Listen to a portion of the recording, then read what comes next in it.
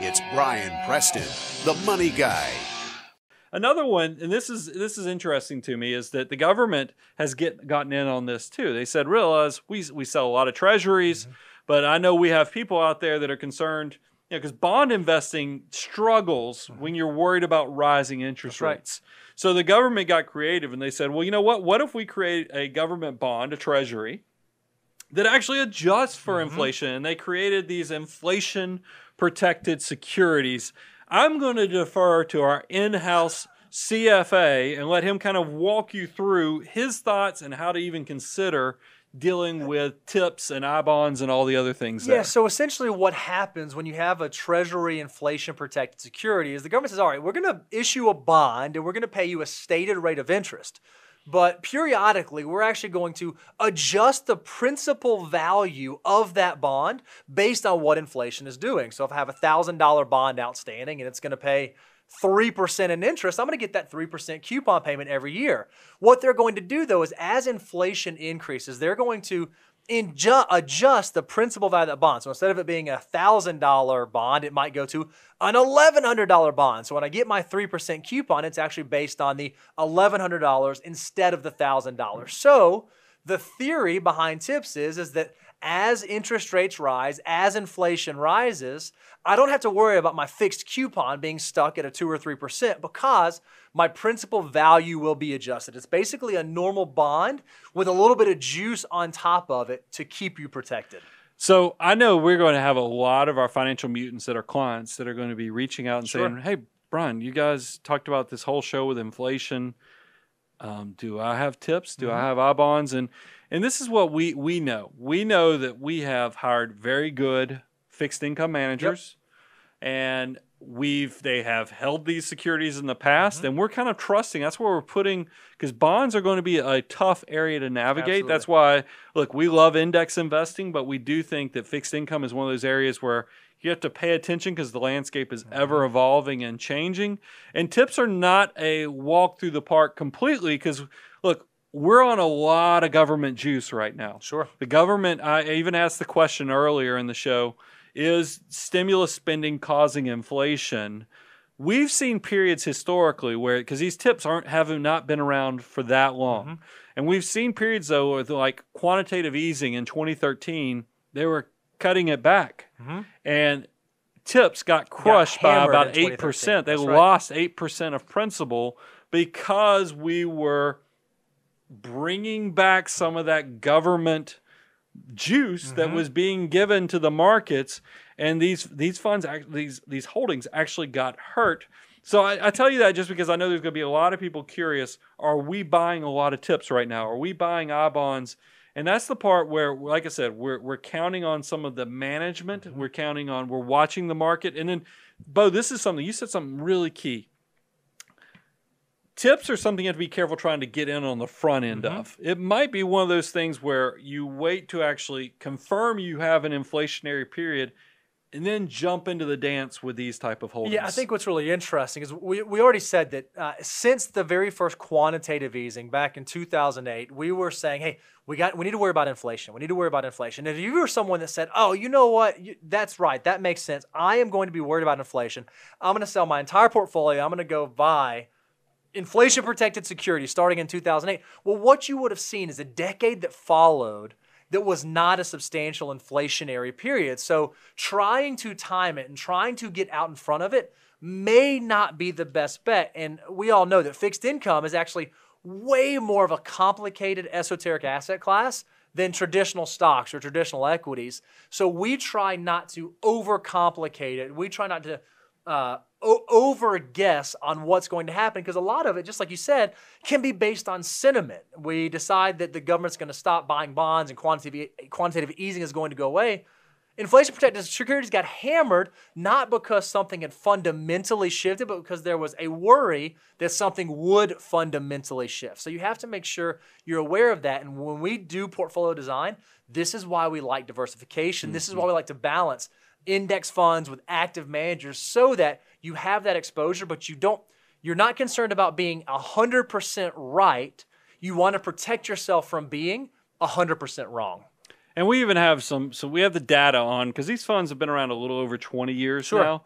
We've seen how are they performing compared to inflation, and you can see they've outperformed. They've done better. They've done exactly what they were supposed to.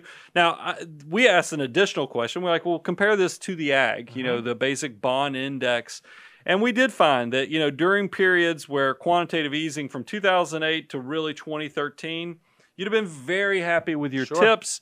But then it seems like from 2013 to now, 2021, you would be much happier that you were actually in like a traditional ag type fund or an active manager that's doing your fixed income.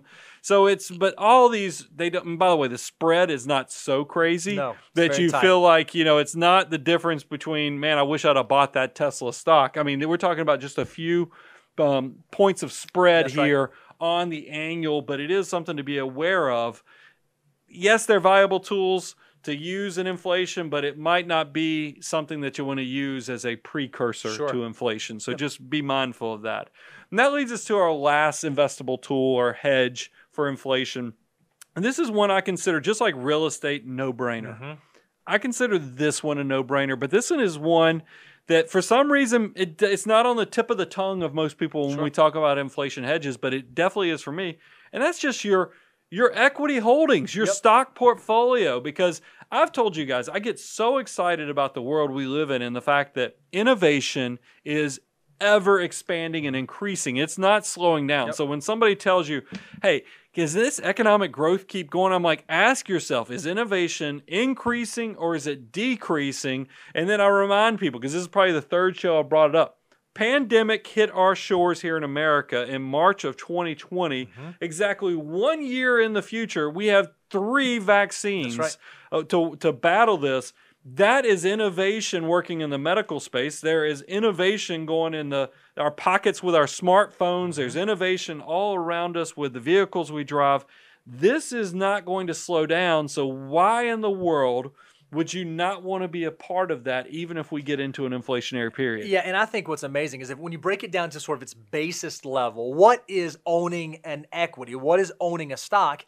It's actually owning a business. When you go out there and buy a Home Depot or an Apple or a Tesla, you, along with that CEO, are co-owners in that business. Well, I've heard Warren Buffett give this example before. A beautiful thing about if Coca-Cola wants to sell a Coca-Cola for $1 and inflation happens and the price of the inputs, the sugar and I don't know anything else that goes in Coca-Cola besides sugar, but the price of all the stuff that goes all in there, right?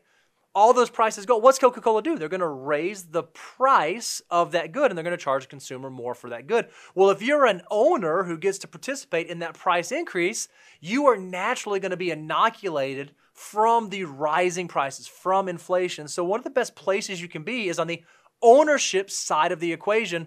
Well, when you invest in the equity markets, when you are a stock investor, when you buy mutual funds, when you buy ETFs, when you buy index funds, you're actually buying ownership in those companies and naturally aligning yourself on the right side of that equation. Well, everybody, they always bring up the hyperinflation period, that late 70s, early 80s. And I'm quick to tell them. As a matter of fact, we recycled a slide from a previous show because I was like, stocks did great during that. Look at this. From 1979, inflation was 11.35% that year. The S&P 500 made right under 19%. So again, if you think about this in common sense terms, the value of your dollar eroded by 11%. That's what inflation means.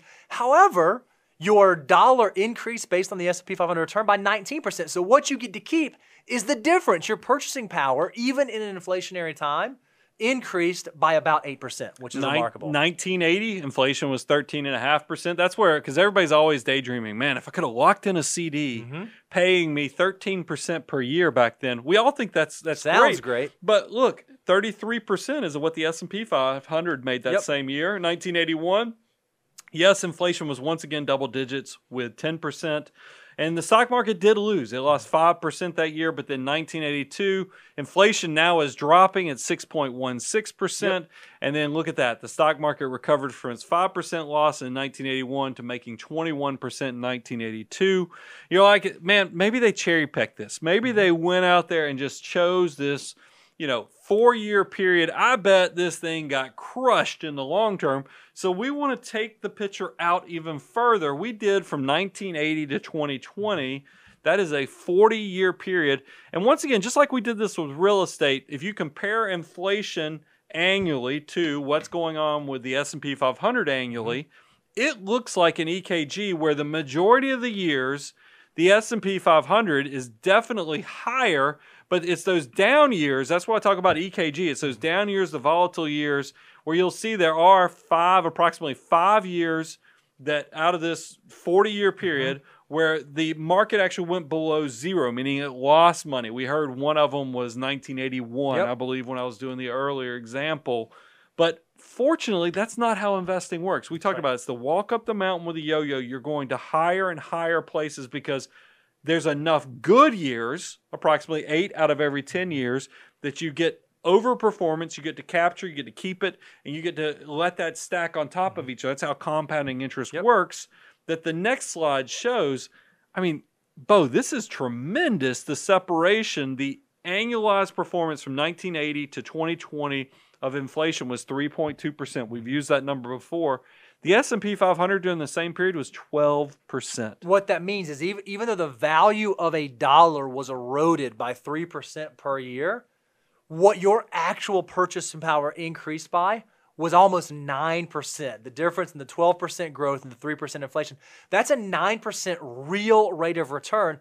Not only did your army of dollar bills get nominally bigger, it grew, the actual ability of your army of dollar bills to go out there and purchase goods and services increased because you had an asset that outpaced the rate of inflation, and that's the name of the game. When it comes to building an army of dollar bills, that's really what you want to do. You're not trying to just get to 2.6 million bolivars. You want to be able to buy the things you want to buy and do the things you want to do when you reach financial independence. So inflation certainly has to be something you take into account when you think about your long-term plan. I do want to give one more tip that I think all investors in equities need to understand. In the short term, if inflation, like I said, burst through the door, caught us off by surprise, all by surprise, your equity holdings in the short term might get beat up a little bit. Because look, economic cycles get scared, volatility, fear kicks in. But here's what I know. Over the long term, because remember, you shouldn't put any money into these type of investment classes unless you can give them at least 5 to 7 years to work.